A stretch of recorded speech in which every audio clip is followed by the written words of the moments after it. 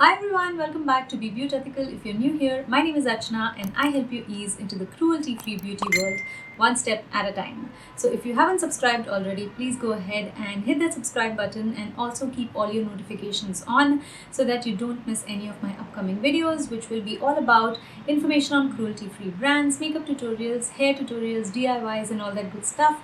So please take a moment and subscribe. And now let's get into this video. So is Tresemme cruelty free? The answer to this question, and I'm so excited to say this just after Garnier, Tresemme has also turned cruelty free. So Tresemme is now 100% cruelty free. It does not test its finished products or ingredients on animals either directly or indirectly through suppliers or any third party, and it also does not sell in countries which mandatorily require animal testing. So Tresemme is 100% cruelty free, and that's one more brand added to our list of cruelty free brands. Tresemme is however not vegan. It does have products which contain animal ingredients, but it is 100% cruelty free. So that's it for today's video. I hope this video was useful. Do give a thumbs up if it was, and like, share, comment and all that good stuff, and I will see you again very soon in my next video. Till then, take care. Bye bye.